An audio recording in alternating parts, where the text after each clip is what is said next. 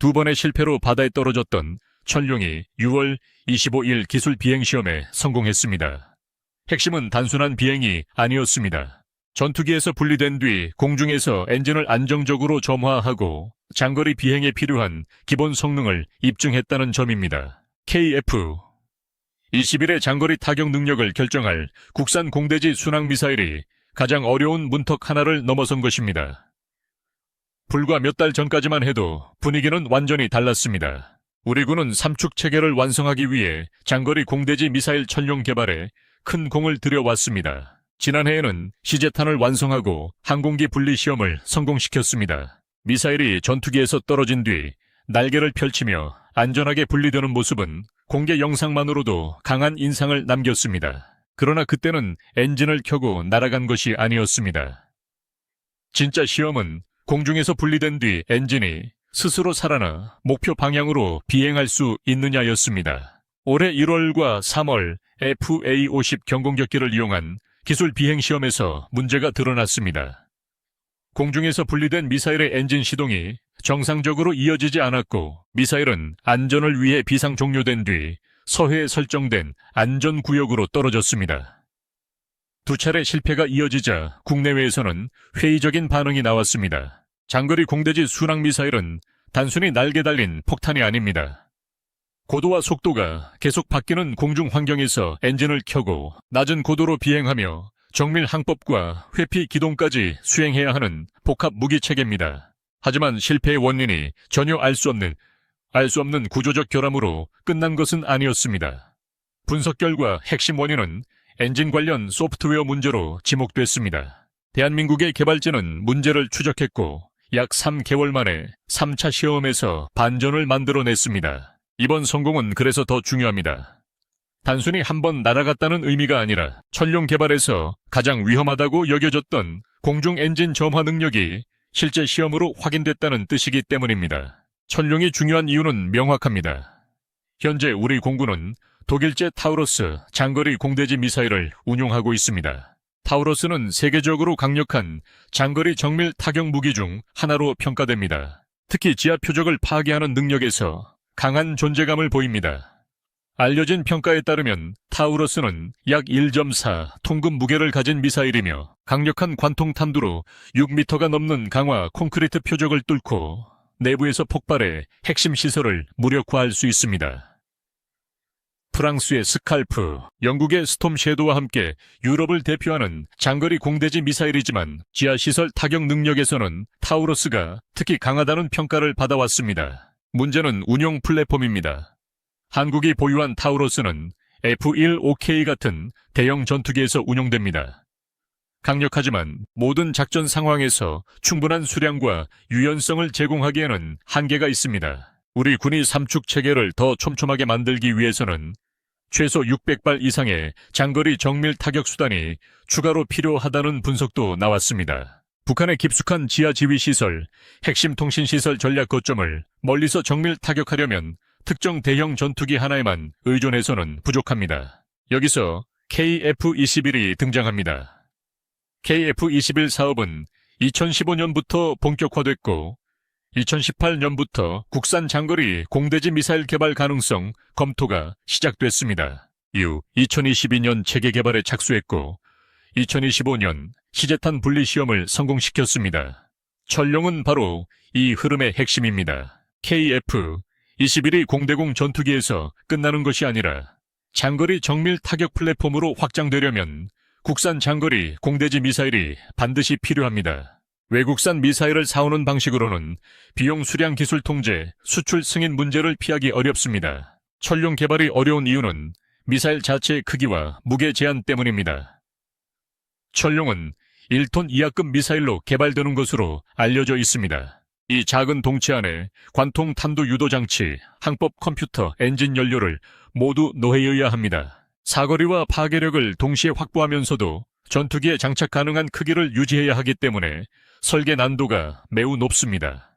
단순히 기존 해성이나 현무 계열 기술을 그대로 옮긴다고 해결되는 문제가 아닙니다. 공중 발사형 순항미사일에 맞는 새로운 구조, 새로운 소프트웨어, 새로운 엔진 운용 방식이 필요합니다. 특히 엔진이 핵심입니다. 공중발사 미사일은 지상발사 미사일과 조건이 다릅니다. 고공에서는 공기가 희박하고 온도도 낮습니다.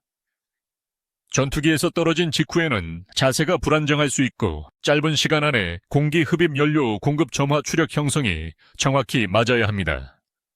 이 과정에서 하나라도 어긋나면 미사일은 정상 비행에 들어가지 못합니다. 그래서 이번 3차 시험의 엔진 공중 점화 성공은 천룡 개발의 흐름을 바꾸는 사건으로 볼 수 있습니다. 천룡의 또 다른 가치는 사거리입니다. 개발 목표는 기존 타우러스에 버금가거나 그 이상을 바라보는 장거리 정밀 타격 능력입니다. 일부 분석에서는 KF-21 탑재용 천룡이 수백 킬로미터 이상의 사거리를 목표로 한다고 보고 있으며 FA-50 같은 경공격기에서도 300km 이상 운용 가능한 파생형 확보 가능성이 거론됩니다. 만약 이 구상이 현실화되면 한국은 대형 전투기뿐 아니라 경공격기에서도 장거리 타격 능력을 운용할 수 있는 독특한 구조를 갖게 됩니다. 이 점은 수출 시장에서도 강력합니다.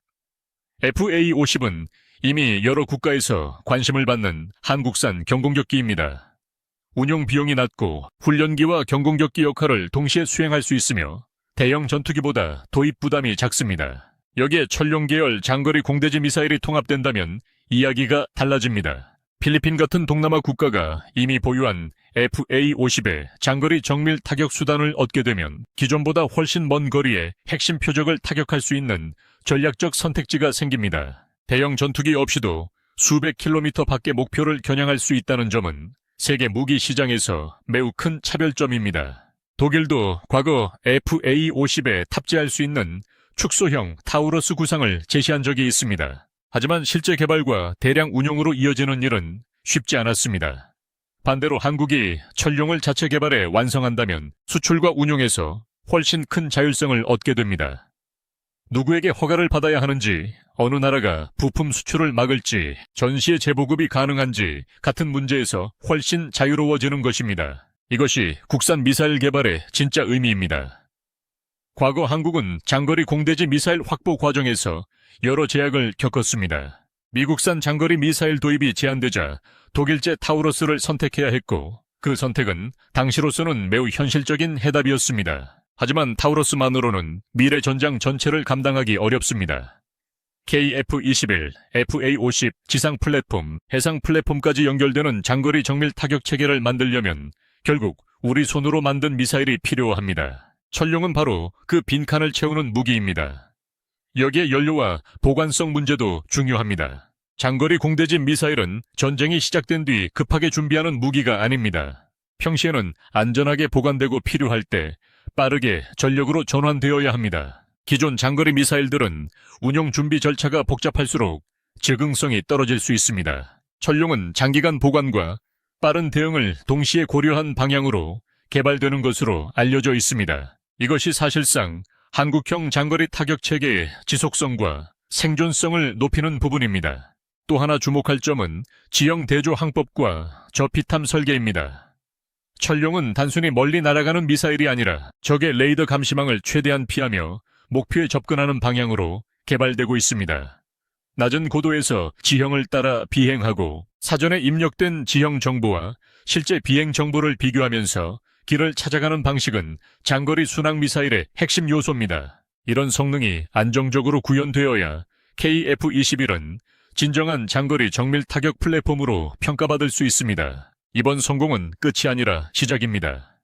FA-50에서의 기술 비행 시험 성공이 곧바로 KF-21 통합 완료를 뜻하는 것은 아닙니다. FA-50과 KF-21은 비행 고도 속도, 기체 주변 공기 흐름, 장착대 조건이 다릅니다.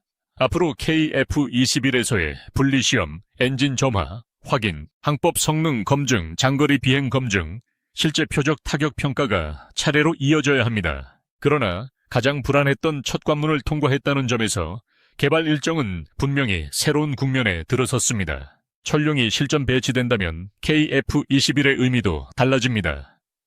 KF-21은 단순한 국산 전투기가 아닙니다. 자체 레이더와 국산 무장, 장거리 정밀 타격 수단을 결합하는 순간 한국 공군의 전략 플랫폼이 됩니다. 적 방공망 바깥에서 발사하고 미사일은 낮은 고도로 지형을 따라 비행하며 핵심 표적을 정밀하게 타격하는 구조가 가능해집니다. 이는 한반도 전장뿐 아니라 해외 수출 시장에서도 KF-21과 FA-50의 가치를 크게 끌어올립니다. 결국 이번 천룡 시험 성공의 핵심은 하나입니다. 2번 실패했지만 멈추지 않았고 약 3개월 만에 공중 엔진 점화라는 가장 어려운 장벽을 넘어섰다는 것입니다. 2015년 KF-21 사업 본격화, 2018년 국산 장거리 미사일 검토, 2022년 체계 개발 착수, 2025년 시제탄 분리시험 성공, 그리고 2026년 6월 25일 기술 비행시험 성공까지 이 흐름은 한국 방위산업이 단순 조립과 도입의 단계를 넘어 독자 설계와 독자 운용의 단계로 이동하고 있음을 보여줍니다. 천룡이 완성되면 한국은 타우러스에만 기대던 장거리 정밀 타격 체계에서 벗어나게 됩니다. F-15K 중심의 운용 한계를 넘어 KF-21과 FAA-50까지 연결되는 더 넓은 선택지를 갖게 됩니다. 1톤 이하급 동체 안에 엔진 연료 유도 장치, 관통 탄두를 모두 담아 수백 킬로미터 밖의 표적을 겨냥하는 국산 장거리 공대지 미사일. 바로 이것이 천룡의 진짜 가치입니다. 2번의 실패 뒤에 찾아온 이번 성공은 단순한 시험 결과가 아니라 한국형 장거리 타격 체계가 현실로 다가오고 있다는 강력한 신호입니다. 지금 필요한 것은 과장된 낙관이 아니라 차분한 검증입니다.